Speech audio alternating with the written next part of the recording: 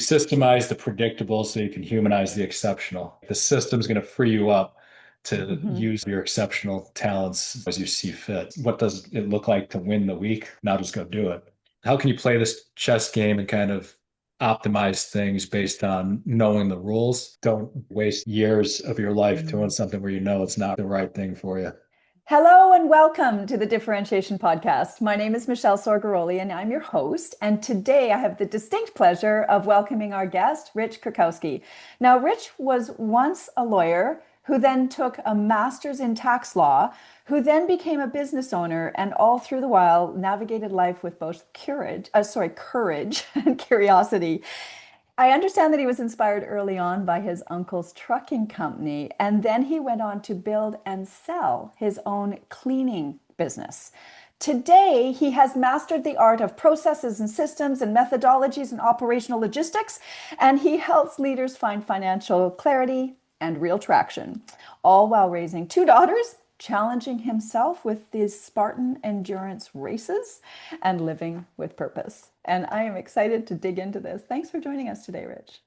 Thank you, Michelle. Glad to be Yeah, this here. is fun. Just love it. I love it. All right. So I touched on it already. I'm like hearing your journey is fascinating. I love it. So you've touched all as I like to say, the big pillars, right? You've got a master's in tax law. So there's law and tax. So you got both numbers and law at the same time. Yeah. Then you went into EOS and you've got a certification in the entrepreneur's operating system. I see the book traction right behind you. So you've got a certification yet again in operational logistics.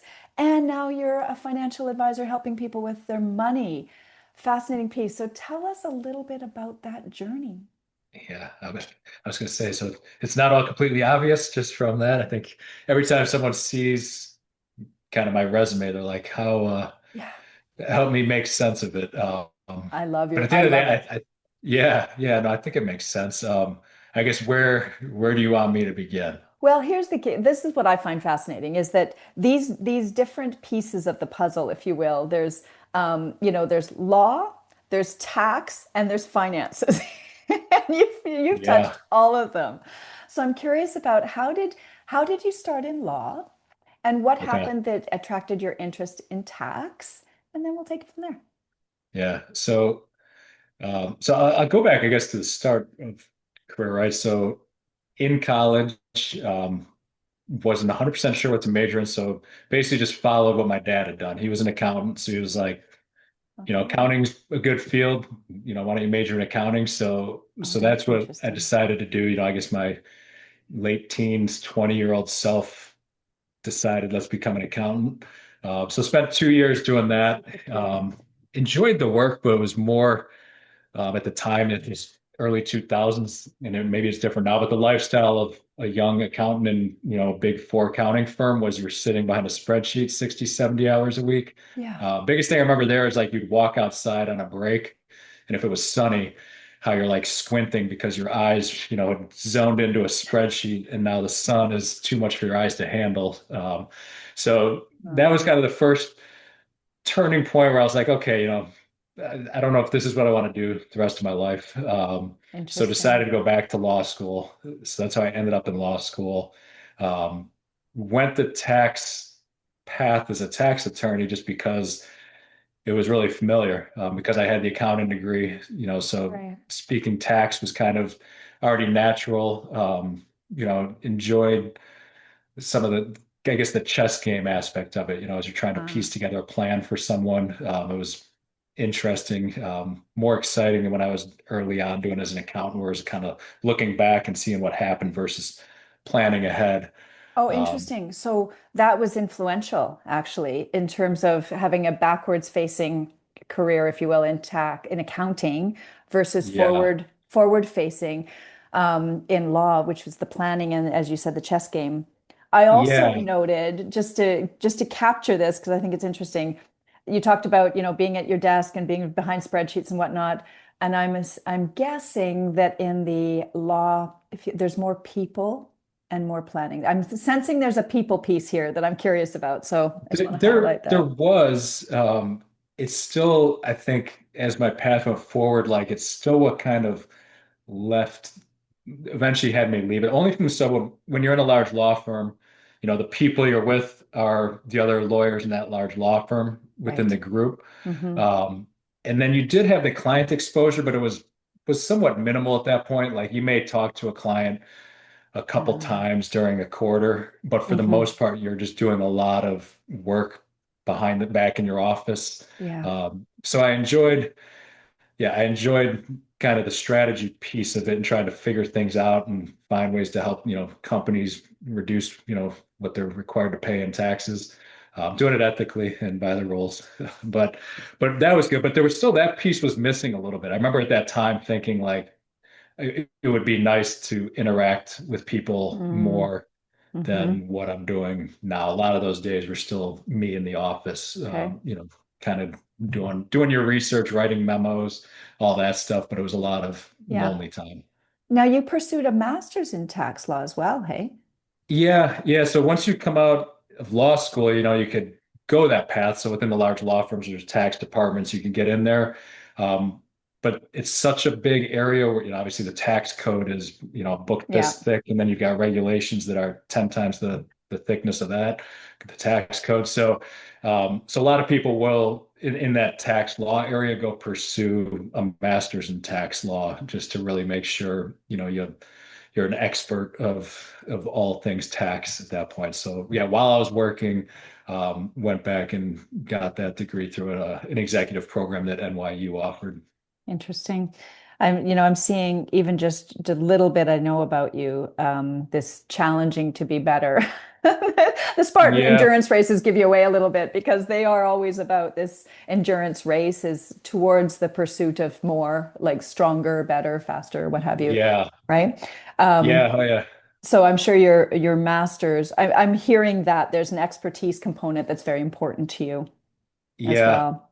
I mean, I think there's so one other theme I think that I've kind of followed throughout my whole life. So growing up, I have one brother, and he's 15 months older than me. So as a kid, like we competed in everything in sports, mainly sports, I guess, but I mean, whether it's basketball, ping pong, baseball, whatever it was.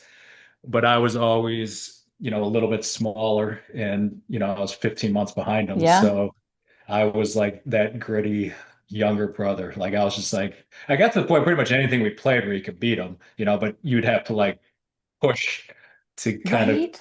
get up that learning curve to be able to compete with them. So So I you're think, super familiar with gritty competition, yeah, I mean, I think it just got ingrained in me where you're just like, all right? right, if I'm gonna do something, like, all right, what's the next level? Like, how do we continue to go and push the envelope on it? And that's just, isn't that fascinating how your older brother, because you were so close in age, you probably saw yourself as very close to an equal. And yet 15 months is a big spread when you're young, Yeah. right? Oh yeah. And so trying to keep up with him, I would imagine that that has a lot to do with how you frame your life today, you know? Yeah. Yeah. No, I definitely feel like somehow it's in kind of my wiring at this point. What do you think was just pivoting there for a quick sec, if you don't mind?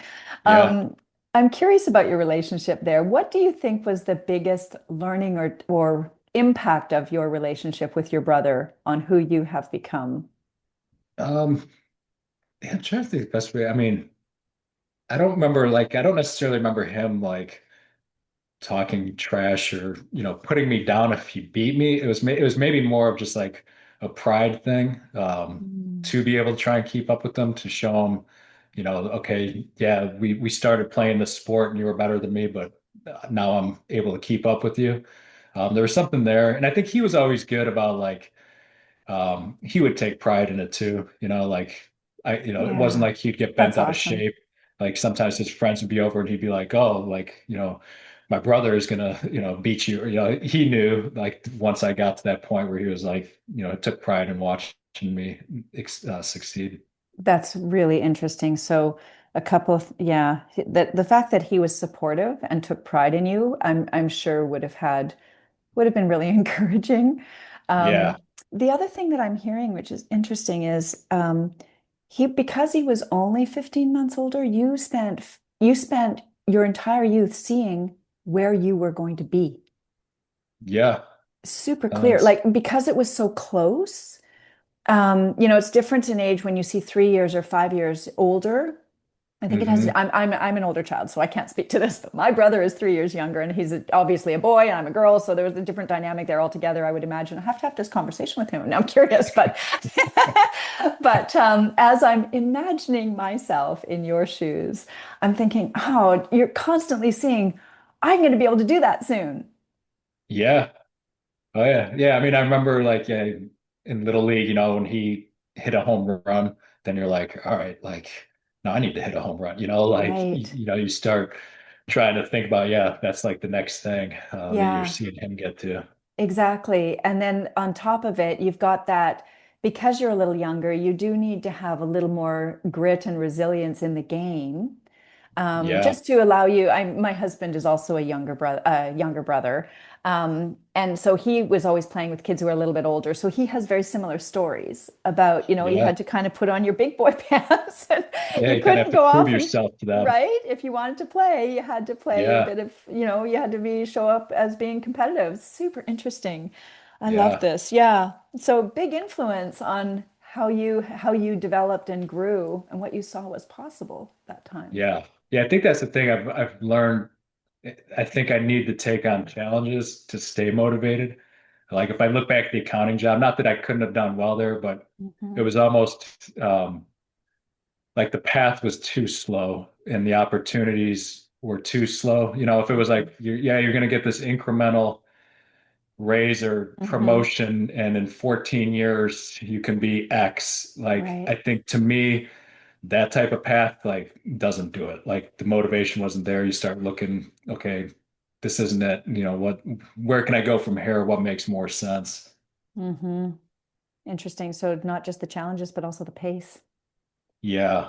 Yeah, I think being able to build something is important to me. Yeah. Okay, so you're a master's of tax law now, and you're thinking, I'm not sure about this. And so somewhere along the line, there was a leap into entrepreneurship in the commercial cleaning Yeah. business, right? Yeah. So I spent a total of 10 years as a lawyer, got the master's of tax law along the way. But I would say even as I got it, there was still kind of a question in my mind of whether I would stay that path. And I think the main reasons work, what I was saying, like realizing I did go in-house, but like whether it was the large law firm environment or the Fortune 500 corporate environment, I got to a point where I was like, all right, this isn't really where I want to spend all my hours and all my days. Now it's a little different. People can work remotely, but Yeah. yeah, I was always envious of people who got to be out and about around town, meeting people, doing things like that as part of their job. Hmm. So started looking, for other things. And the other thing that I didn't appreciate till later on in the story, which is what brought me back, to financial planning, but I gotten kind of burned out in that world. And I just was like, okay, well, if I'm starting over, I guess I'm starting over in something else. Let's go look at franchise businesses. I wasn't Elon Hmm. Musk, didn't have a, crazy new business idea. Um, but I didn't realize the tax part I would kind of miss. It was more just, again, the day to day, like what are my interactions? Who am I spending my time with? And then who am I helping? When you're doing it at a large law firm or Fortune 500 company, at the end of the day, it's Hmm. like, can I save a Fortune 500 company, 0.1% off their effective tax rate? It's fine, but at the end of the day, you're not like, okay, I'm making a huge impact in the world. I can see Mm. that, I'm helping, the people in my community. That part was kind of missing. Okay. So that's what got me to the point to say, okay, like we're gonna do something else. Went the franchise route, so that's where it ended up with two different businesses along the way. So very first business I invested in was it was an upscale men's barbershop. So I got that going, and then a few months later got the commercial cleaning company franchise going. So all of a sudden found myself now I've got two businesses, left law, learning a lot about how to run small businesses at that point. Hmm.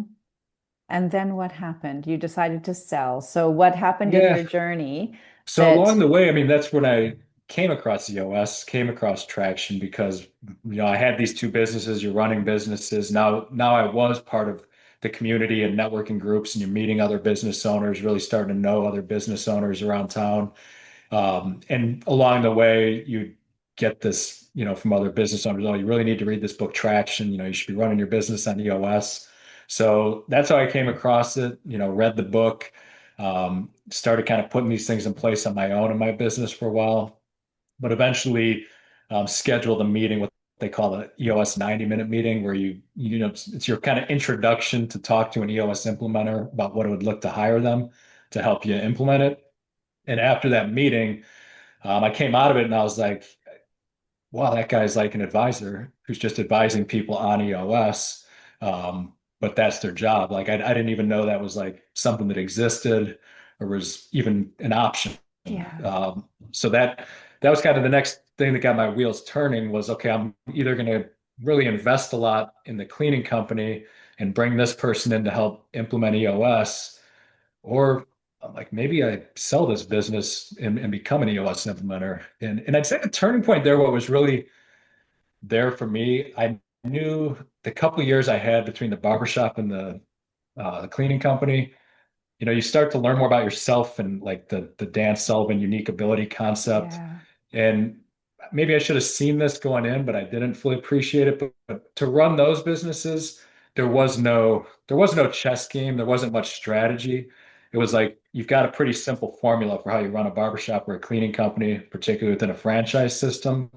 So to be successful running that company, it's all just about being a manager. Like, are you a manager? And in those cases of, blue collar, 16 to $20 an hour employees, um, and to me, like that was definitely not my strong suit, and it was definitely not where I wanted to spend Mm, all my time and energy. Like to me, that was interesting. kind of boring. Like, Okay. um, yeah, if it was just about like keeping the troops marching, it didn't do much for me. And it was stressful for me. I mean, especially with those businesses, because you've got your kind of your livelihood on the line of are these people, if it's cleaning company, are they going to show up in the middle of the night and clean your biggest customer's account? Or are you getting the phone call in the morning because something went wrong and then you're going back and trying to sort that out. I Yeah. mean, that was how I lived my life for those couple of years. And I was like, this is way more stress than I want. It's not really aligned with probably what my, best use of my talents are. So that's Mm, why when I saw again the EOS implementer, what he was doing, I was already kind of on the fence of knowing this maybe isn't what okay. I want to do the rest of my life with the cleaning company. And it just gave me the path. I was like, all right, I could sell this company. I can go do that, get back into being an advisor and teach other business owners how to use this system. Interesting. So, back into being an advisor. So that was calling you the ability to teach or to enlighten others, if you will, with ways that, Yeah. Yeah, I mean, in some sense, it's similar to what you're doing in tax law. I mean, you're learning, a certain set of things, and then you're trying to teach them to a leadership team, and then hold them accountable to use the tools as they go forward. Usually, we're working with them like in over a 2-year period on the EOS side. yeah, I'm finding this interesting because earlier on in the conversation, you actually mentioned strategy, right? The attraction to tax law because it was strategic.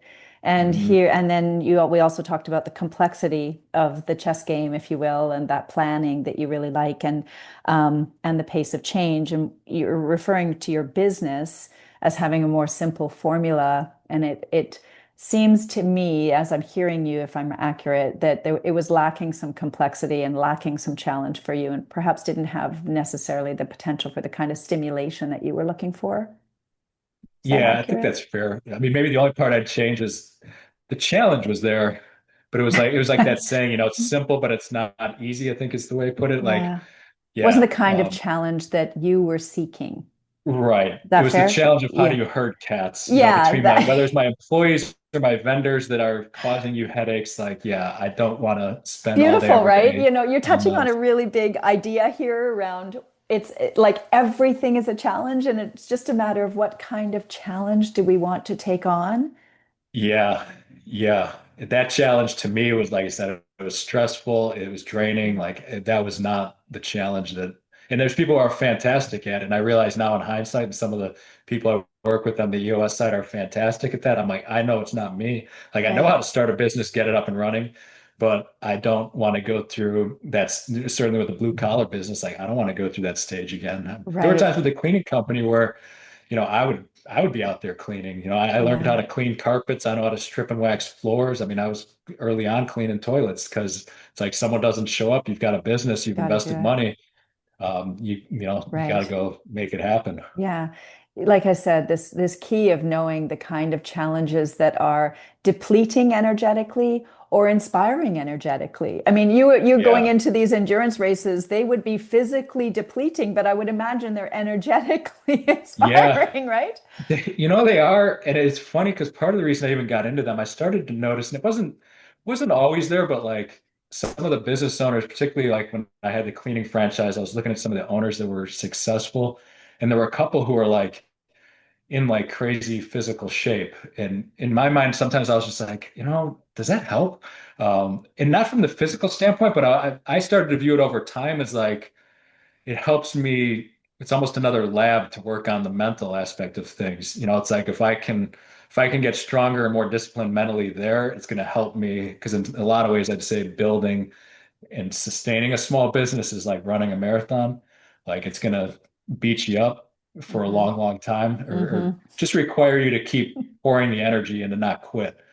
So yeah, to me, it was like, all right, this is just a training ground. And maybe going back to the way I competed with my brother, but it's easier for me there than on the business side. So it's like, let's focus on building those things, where it comes easiest and then Hmm. translate them back to the business side. You made a comment there, linking it back to how you competed with your brother. Can you expand on what you had a moment of thought there? And I'm curious about what came up for you. Well, because when I look at it, like, yeah, for some reason, when I do look at the physical events, like if I say, like, I'll use a scorecard for my business and for my, training. I I could hit 100% of my scorecard. Like I don't miss a day of waking up, whether it's 4:30 or whatever, to go run. Like I don't know, it's probably been over a year, other than if I'm sick that I miss it, you know. So like those things, like I could be incredibly disciplined. And when I've got the event on my calendar, it's like you do everything you need to do. You've got the plan, you put the plan in place, just like business. You put a plan in place, and then you've got to figure out all the activities you need to do to get there. And that just comes really easy to me on the physical event side. So I guess my mind where I've linked back is like, well, I guess because when I was young, like I enjoyed sports and I was used to pushing myself and having to do these things to compete. So to me, I'm like, all right, that just comes easier. So like, let's do that and train and then look on the business side and be like, all right, if you're struggling to hit the scorecard on some, like, why are we not as good on this side? Like, and then bringing that back, that same kind of what you've learned just Mm-hmm. mentally of how you do it and getting better than on the business side. I love it. It's super interesting. So the scorecard is a big part of how you're measuring your progress. And I would Yeah. imagine it Oh yeah. inspires you too, right? Yeah, yeah, absolutely. Like it's a big part of EOS, and like I think early on you don't even fully appreciate it. Every client always kind of fights it, and like usually they don't really listen to what we're saying you should have in there. But yeah, I've realized over time, like a good knowing what you need to do each week, like really what does it look like to win the week? Like if you could paint that picture on the business side and the fitness side, like it's pretty much the exact same thing. And all right, now just go do it. What does it take to win the week? That's awesome.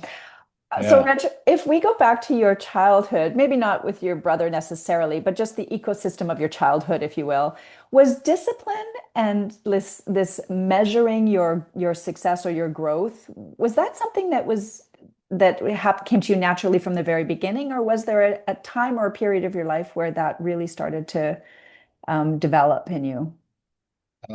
It's a good question. I mean, my parents were like, I mean, they're good about keeping us on the right track and make giving us responsibility. But I don't think like I wouldn't say like as I think back, we weren't like a crazy disciplined house. Like I know other Hmm. families when I was growing up that were much, stricter around those Hmm. things. Um, I don't know. I would say, I mean, probably like most people, I think it's always a challenge.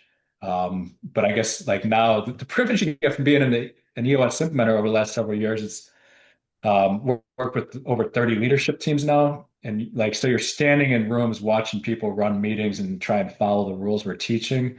So I would say now, like, I still don't feel like I'm as disciplined as I want to be, but I'd be like, I'm much more disciplined than the average. person, just from what you get to see and observe, of how hard it is for most people to kind of follow rules, stick to things, do what they're going to do. Um, I don't know. I mean, yeah, it's hard. I guess maybe I'm just comparing myself, right? Maybe the gap in the gain, like I've come a long way, but I still feel like I could be more disciplined than I am today, Yeah, even. interesting. In what way is it standing out for you? You're saying where I could be more? Yeah, Just if you're so willing to share. yeah, no, going back to like tracking, I guess like one of the things I'll track is like, do I stick to my nutrition goals every day? Like I've got, I'll use the my fitness pal and I targeted somewhere 26, 2,700 calories. Cause I know if I'm training and if I'm doing that, like I know kind of where I'll be around like my target weight, particularly if I'm going to, go do an event.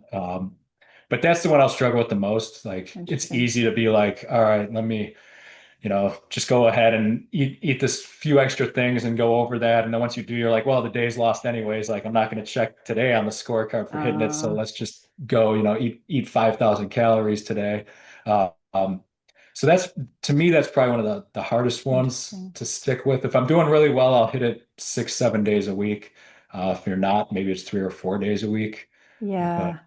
And yeah, you commented on this because I think discipline is a really curious subject because from my perspective as well, I see it with clients through a different lens naturally because of the nature of my work, but around differentiation and how we create our unique offer that is able to compete authentically and whatnot. The idea of discipline to trust that our unique advantages, our unique skill sets, and what makes us exceptional, the ability to trust that and stay disciplined to it when opportunities are not necessarily because your opportunities are sometimes aligned with things that are not to your unique ability. Speaking about the commercial cleaning business, challenges and stresses we don't necessarily want versus challenges and stresses we do, yeah, but we yeah, know the challenges and stresses that we're already experiencing. So sometimes when we're trying to differentiate, I see this with my clients a lot, there's a resistance to sort of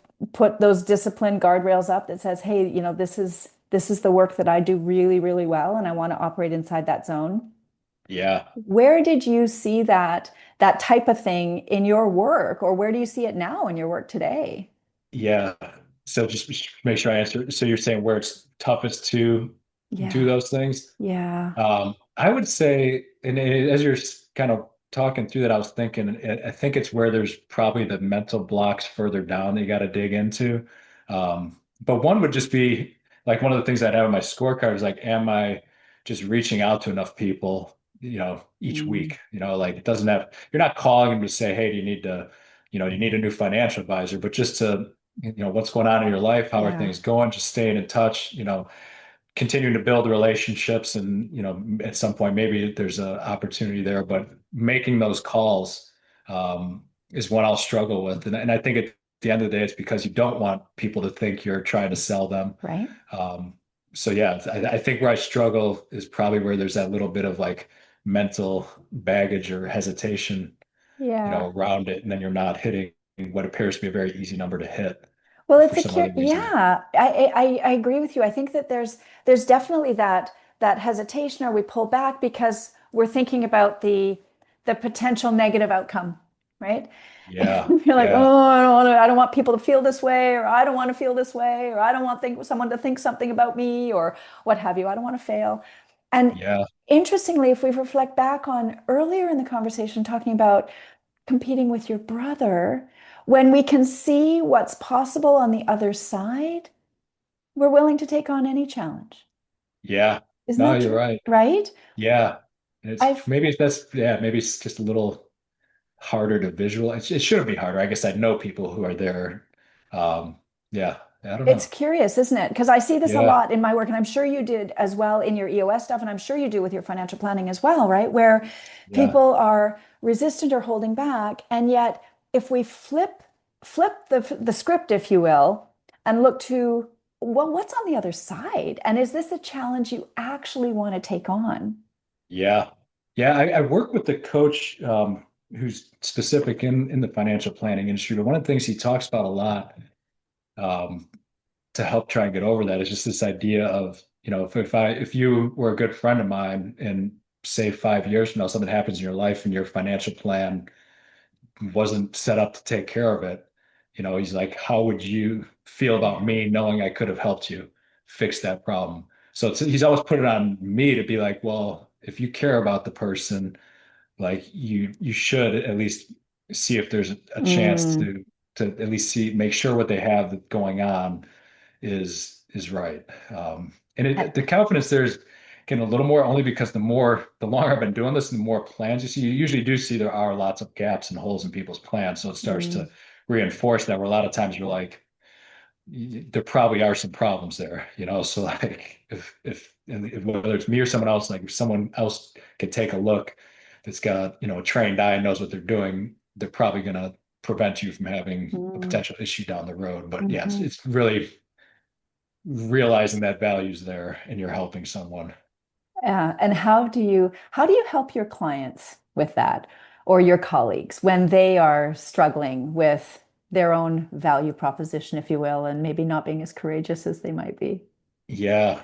I mean, it's a challenge. I mean, I'd say so certainly on the EOS side, trying to get people to really dig down. I mean, I guess a lot of the work you're helping people with to Hmm. understand what that value proposition is. Because I think Hmm. usually the first blush ones are like the obvious, customer service or low price. Like there's always they come back to like the stuff and you're Yeah. like, well, sure, but every one of your competitors is saying that too. So like, yeah, I guess Yeah. that's probably the first wave of like digging down and truly understanding what is that value Hmm. proposition. To a Um, part. Yeah. I mean, if like think about like I love this. Thank you for bringing that up because I'm going back to your relationship with your brother, right? As you were experiencing 15 months ahead, seeing yeah, him and going, well, that's the value proposition you have for yourself, right? As we think about, well, I could do yeah, that. I can go and I can try that. And he was just being himself, but he was creating, in a sense, he was creating a value proposition for you that you bought into and said, well, yeah, if he hit a home run, now I can hit a home run and I need to go hit a home run.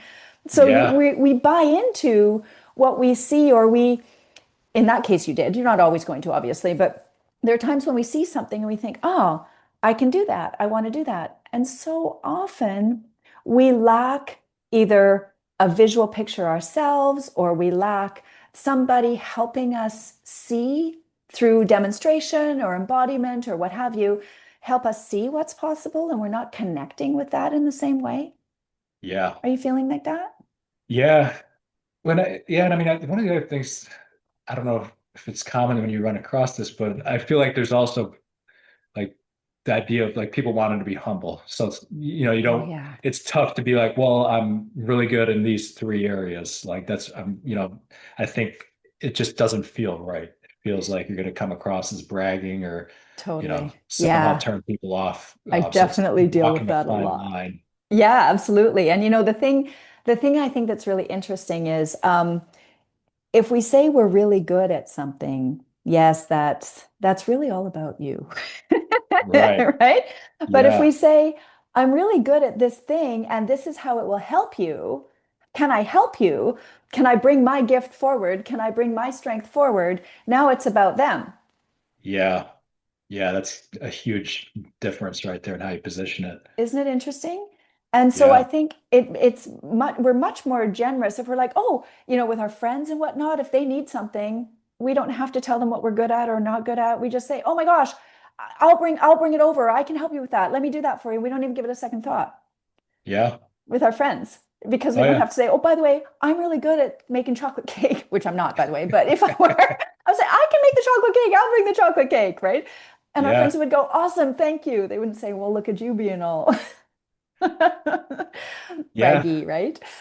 Yeah. So different. What's coming up for you as we're talking about this? I'm curious. Yeah. No, I guess I'm trying to think about like I feel like there's even a divide there between how people um treat that or approach it when it's personal life versus business, life. Yeah, it's just a tricky thing. But I think your overall point is right that it's got to be in the context of this is, I think I can help you because this is something that I'm good at. Mm, If you come at it that way, with that kind of service-minded approach, I think it lands differently. Yeah. And I think you gently framed it there. I think I can help you. Right. It's not saying, "Hey, I'm the best and I'm going to help you," because that's kind of obnoxious. Right. Yeah. No, absolutely. Right? But if you're like, "Hey, maybe I've got some expertise here and, I've done this a few times before. Maybe I could give you a hand. What do you think?" Yeah. It has a very different energy to it. Yeah. Yeah. Yeah. I agree. So as we pivot into, I want to get to this part now because we've talked about tracks, we've talked about everything up to what you're actually doing today, Right. which is Yeah. helping people with their financial planning, I think. And so, what has influenced, as this we think back on your whole story up until now, and how long have you been doing your financial planning now? Is it 3 years? Since March of this year, so coming up It's 7, 8 quite months new. now. Okay. Yeah. And yet Yeah. you've been doing financial planning for many, many years in it with a different lens on it, right? So Right. it's now Yeah. more just the official financial advisor. What are you bringing? If you bring your breadth of experience into this work, what do you think is most informing your work today as you help your clients with their plans? Yeah. So yeah, maybe take a step back a little. So how I got here, which I think informs a little bit, but so when I was as an EOS implementer, just happened to end up implementing with a whole bunch of different financial planning firms. Okay. So that's where I started to kind of just see more about what the industry looks like, what different people are Mm, doing. The first, I guess, kind of thing that made me think, okay, maybe I should shift into doing this was when I was the client that I'm, well, client I was working with on the US side, who I've now joined, their firm on the financial planning okay. side. When they kind of took me through their approach, and only from the standpoint of what we use a particular model that kind of highlights everything someone has going on in their financial world. So it was the first time for me. I had worked with two different financial advisors before that. And it was the first time that I was like, okay, no one's ever put this kind of comprehensive view of everything in front of me. And it made it very clear kind of where gaps were and like where, I was exposed to liability. So again, having been a former attorney, Mm-hmm. that's one of those things you're always looking at, like, all right, what do I have to be concerned about? Where are the risks? And this just gave it a clear way to frame all that. So when I saw that, I was like, wow, that's really cool. It made me start to think about wanting to do that. Mm-hmm. Um, and then realizing how much tax was involved in financial planning. So Mm. yeah, once I kind of saw those two things and realized, all right, this is ultimately the way I can work with the most people. Even in EOS, max probably about 20, 25 clients. Financial planning is probably 100 to 150 households. And there's not the same limits in EOS. I can only work with a business owner with more than 10 employees. This business I can help my mom, so Right. so it kind of opened up, Oh. the amount of people and who you can have an impact on, and it kind of pulled together the skills I had already in tax and law and kind of looking at these things and the background in accounting, and numbers were always kind of pretty easy to me. So that side of it wasn't too hard to get up to speed on. Yeah, you just touched on, just to summarize, because there's a couple of things. You just said something that we hadn't yet touched on. I think it's important. Up until now, we've talked about, um, you know, models, formulas, systems, and all of the, whether it's tax or law or even in the business and EOS and whatnot, you've used words like the models and the systems and the frameworks and whatnot. And then, of Yeah. course, we want to tack onto that the strategy and the complexity that you really dig into, all Yeah. wrapped up nicely with discipline, the discipline. Yeah. So Yeah. you've You got this can, beautiful package here that says, hey, you know what? You have a very deep respect for the systems and the importance of the discipline to follow and the scorecards and the tracking and whatnot. I love this. I mean, I'm sure that your clients are getting such a strong experience through all of that. And you just said, I can help my mom. And yeah. yeah, and earlier, and your voice softened there. And earlier, much earlier in this conversation, you referenced community and impact on community and not being Yeah. able to be involved in the community. I think that's when we were talking about your accounting career. I'm not sure. It might have been Yeah. Yeah, even in my tax law days, just yeah, when I was kind of locked up in an office. Yeah. Yeah, So what is it? I know that community is a big part of who you are. What is it about being able to help your mom and other members of your community that's so important to you, Rich?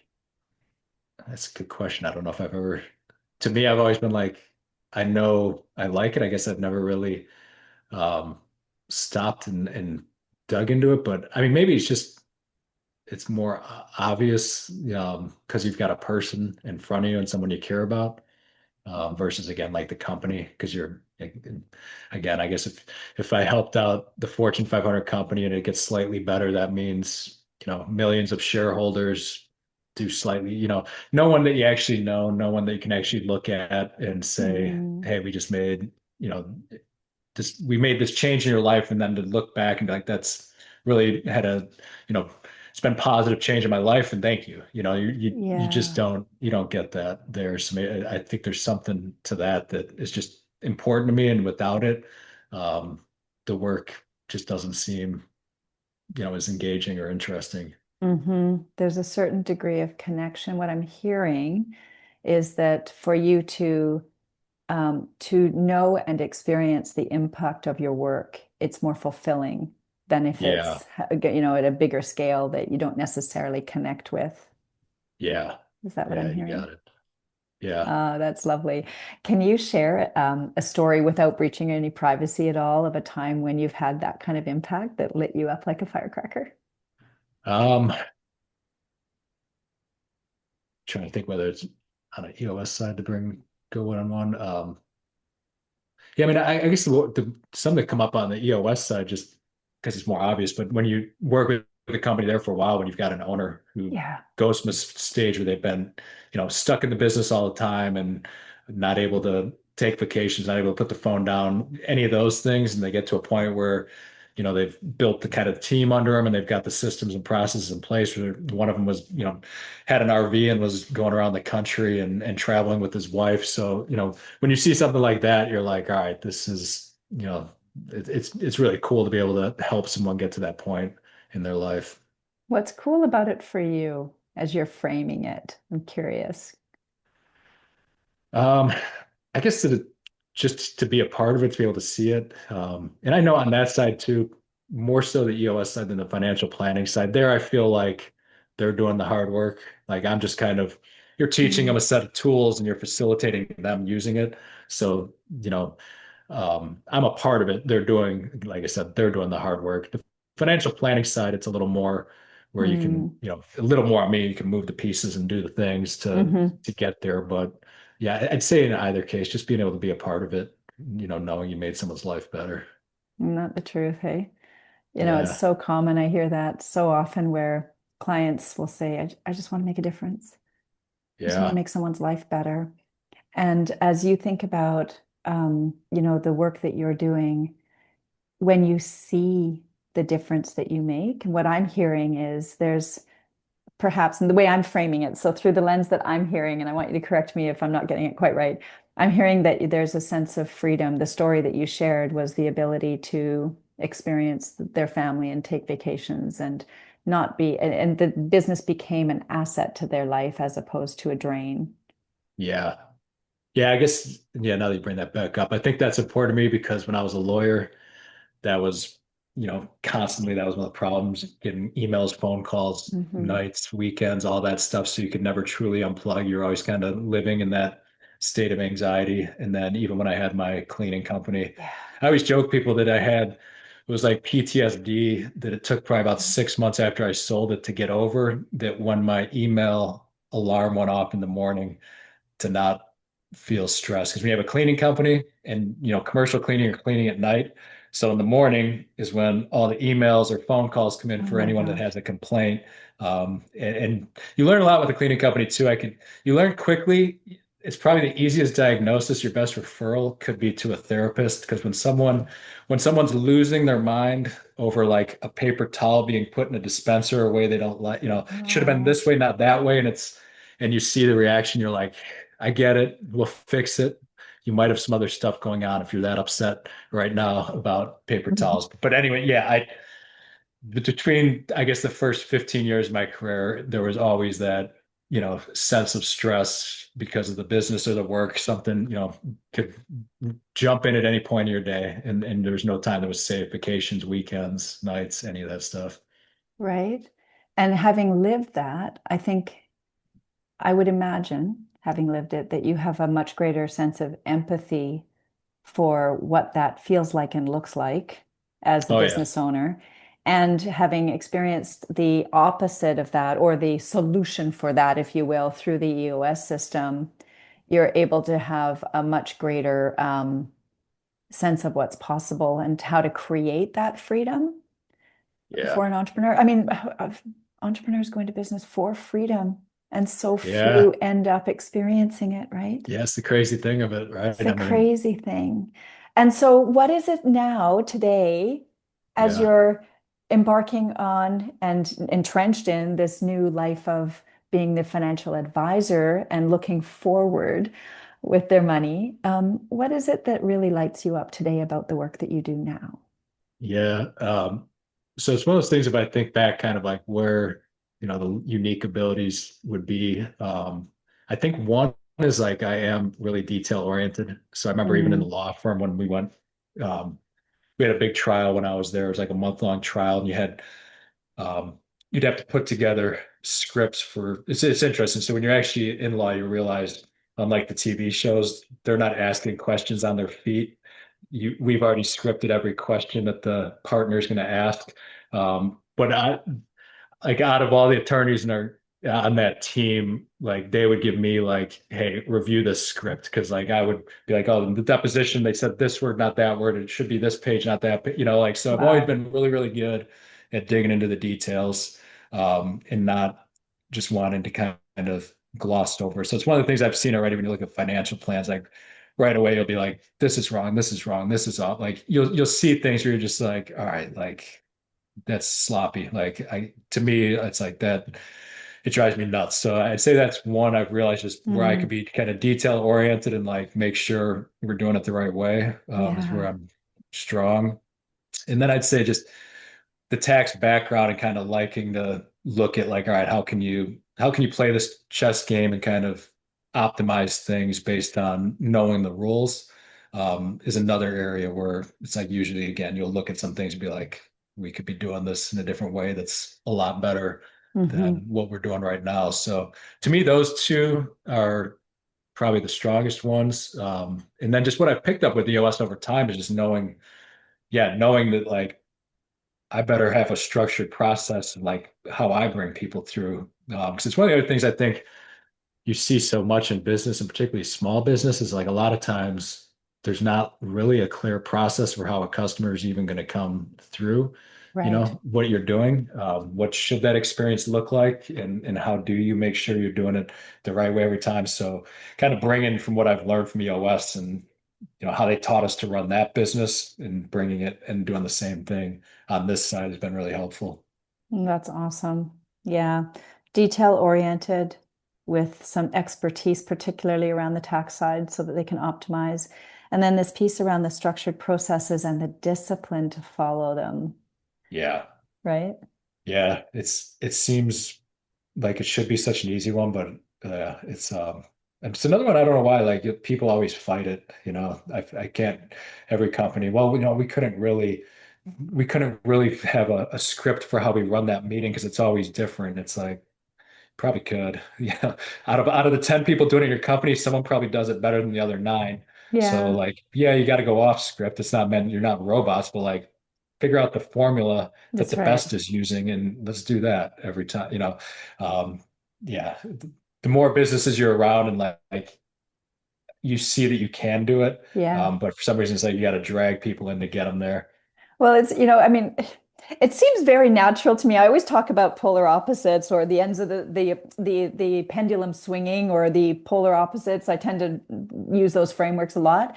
And if people ultimately want autonomy and freedom over here, entrepreneurs, people, autonomy, freedom, all that stuff. And of course, what does discipline represent? Locked up, chained Yeah. to it's the complete opposite. So of course we're going to experience resistance. And yet as I always like to say, the magic's in the middle. So total Yeah. freedom is, chaos, and total discipline is unproductive, but somewhere in the middle where you get to Yeah. be, you dance inside the formula to your language, I think you said. Um, it's beautiful, right? And so it's sort of finding the middle ground that allows for the discipline and the self-expression to come together. Yeah. And that's where the There's magic there's a happens. quote, and I forget the guy's name. It might have been the founder of Four Seasons, but the quotes, you systemize the predictable so you can humanize the exceptional. Oh, that's And beautiful. that's the way like that I'll look at it, because it's like, well, if I know here's how I have to run my first meeting, like I've got the basic formula. I know what I want to cover. I Yeah, know what I need. Like you shouldn't be doing that. It probably shouldn't be different every time. Like you don't need right. to like make that, that shouldn't be the exceptional. So it's like, yeah, within the basic framework, have that locked down. And then that's where the human element comes in. Oh, they brought this up, it's going to go that way, or we need to go that, you can adapt, but yeah, it's I think that quote captures it perfectly. Like the system's going to free you up to Hmm. use kind of your exceptional talents, as you see fit as you go. Exactly. Can you repeat it again for those of Yeah, us? so it's systemize the predictable so that you can humanize the exceptional. The So exceptional. like any of the exceptions is where the human Yeah. element comes in. But if someone's going to ask you, hey, what are your fees every single time? Probably figure out how you explain that. Yeah. What's the best way to explain that? Let's systemize that, so you're not winging it every time. Yeah, absolutely beautiful. Quote just has so much. We could talk for an hour about that, but humanize the exceptional, systemize the predictable. The interesting thing Yeah, about that is the systems create the foundation that builds trust and confidence and repeatability, and it gives people that sense of assuredness, right? yeah, But the exceptional, when we humanize something, it's not just for exceptions, which is absolutely true. And as you yeah, referenced before, it's also about the human experience and really the building the connection and the customization inside the system that creates the exceptional experiences. And I think very often we think that these systems are robotic in nature that takes out the human element. And it's yeah, because, again, they're not going with the systems and the heart and bringing them together to create this exceptional experience. yeah. I agree 100%. Yeah, That was if you lose sight spectacular, on either side, it's probably just as bad. right? And I'm really hearing, Rich, that through this conversation that there was a lot of that systems early in your life, especially as you were building your own disciplines and expertise and formulas and whatnot for success. And what's really come out now is the ability to care at a human level of impact where you have a deep connection with the impact of your work. And that's really starting to give you opportunity to humanize the exceptional, which I'm really excited for you. Yeah, no, I appreciate you're able to put it in words much better than I am. So Well, it's just been spectacular just hearing the path that you've been on. And I love seeing where mastery and expertise and human come together. I love seeing yeah, that joining, and there's just, yeah, I'm excited for you and what you're building and what your future looks like as well. Okay. So we could go on and on and on. I know that because I'm just so inspired by your story. Thank you so much for sharing. As we're winding up here, I might ask you, as you're reflecting on this conversation and reflecting on your career trajectory, if you were to give any counsel or wisdom to your younger self, what might you pull out to offer? Hmm. I mean, maybe the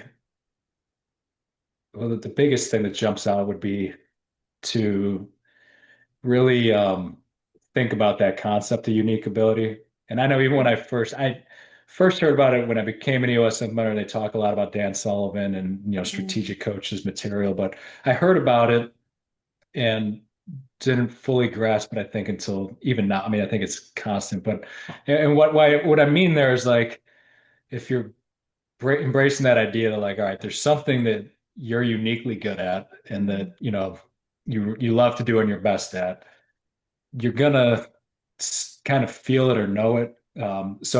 There's been at these different points in my career where I somewhere inside me, like I knew I'm like something about yeah. this just doesn't feel right. Like I don't want to be doing this or in this environment forever. Um, and I probably stayed in some of those environments longer than I needed Mm, to. And maybe even at one on so even where I'm at now with EOS, which I love the system, but um, part of me is I'm transitioning into financial planning is to leave that behind. And that one's like on my journey. I mean, that's like a 95% fit with my unique ability. The only thing I've realized that's missing is just that it is a fixed universe of a small number of things. So like in terms of playing that chess game or like being Yeah. able to continue to learn, it's not quite there. And I Yeah. bring it up like from the standpoint of like it's again, it's one of those things early on where I'm like, when you're hearing this, I'm like, hey, do this if it's your unique ability. But sometimes we know, but we're like, yeah, but this is what I decided to do. So like, Yeah. you don't want to tell yourself maybe I made the wrong choice now. Like, Hmm. so you stay there. But I guess that's what I've learned the most is like if you understand what that is for you and you feel it that it's not there, then I don't know. To me, don't don't necessarily waste years of your life doing Mm. something where you know it's not really the right thing for you. Oh, yes. Yes to that. Yeah. Don't spend times, years of your life doing something that isn't the challenge you would like to experience. Yeah. Yeah. Exactly. I think there's just so many people who are like afraid to make any Mm. change, which there's reasons. I mean, I wasn't always pretty along the path to making the change, but I wouldn't, change it for anything. Ah, that's beautiful. Thank you so much for the wisdom you've shared today. For those people who would like to learn more about you and perhaps follow you and more of your wisdom, Rich, where might they be able to connect with you? Yeah. LinkedIn's a great spot. Yeah, you can find me on there. It's Rich Kurkowski. It's JDLLM after it, so it should be pretty easy to find. We'll make sure that Um, link is available as well. yeah. Otherwise, you can find me through 1847 Financial, part of the national office. Um, yeah, Perfect. And we'll do that too. Awesome. So either LinkedIn or 1847 Financial. you Rich, got it. thank you for your time today, for your wisdom, and for all of your story that is inspiring others. Really Thank appreciate you you. for No, today. I appreciate you asking so many great questions. Super fun. We'll see you next time. Bye for now.